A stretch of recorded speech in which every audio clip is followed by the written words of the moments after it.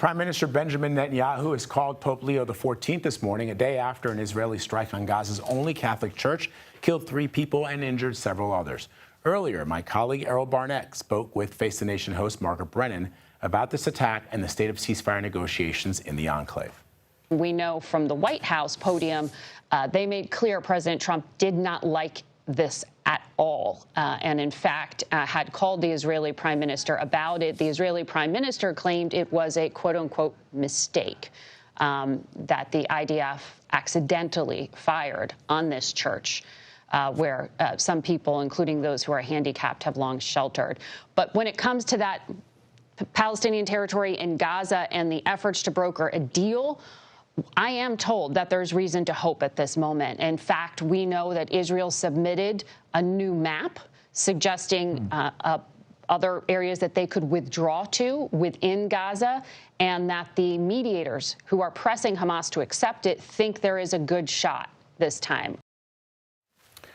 All right, for more on the situation in Gaza, I'm joined by CBS News correspondent Courtney Kealy. Good to see you. Great to see you. All right, so this is potentially getting closer to a ceasefire deal, but what are some of the major sticking points? Major sticking points really are where will the IDF go? Because this is seen by the Palestinians, especially Hamas, as occupying forces in their land. That's how it's viewed. So where are they going to deploy to, and what are they going to do with the Palestinians? Are they going to herd them into these areas that we've heard from this proposal?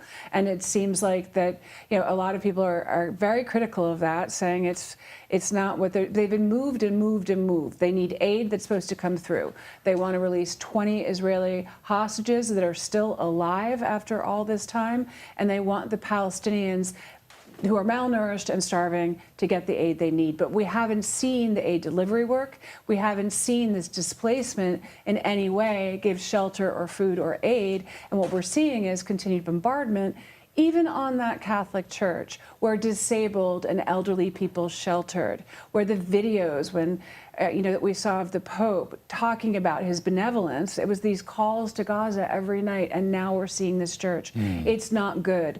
But Hamas has always said that they want an end to the war, and the problem is, and another sticking point is Prime Minister Benjamin Netanyahu's power with his coalition and it not disintegrating on him to agree to this deal, because often people like the Defense Minister Israel Katz does not want an end to the war or to get to that point or to say that they agree. So to that end, Courtney, does it feel to you, and in talking to your sources, that the Trump administration is growing frustrated with Bibi Netanyahu and his coalition? Yeah, absolutely. And let's zoom out a little bit, as we always do, and move on to Syria. And let's listen to what the State Department had to say about the Israeli strikes in Syria. Okay. The United States did not support recent Israeli strikes. We are engaging diplomatically with Israel and Syria at the highest levels, both to address the present crisis and reach a lasting agreement between the two sovereign states. Sovereign states. Emphasis on sovereign. No. Sovereign states, emphasis on sovereign. Syria is a sovereign state. It's a nascent state coming out of 14 years of civil war, brutal dictatorships of the Assad family for decades, but it is supported by the Gulf countries, and the U.S. president did release and take away those American sanctions. So there was a sectarian, we use that word a lot, but it was the Druze, which is its own sect of offshoot of Islam, and Bedouins that are fighting, and it's gotten bloody, and it's in southeast Syria. And it's been a bloody, almost tribal, not to be disrespectful, but that's kind of what it looks like. Right. What Israel did was, the minute the Syrian forces moved close to southeast, Israel bombed Damascus, bombed the military headquarters, bombed near the presidential palace.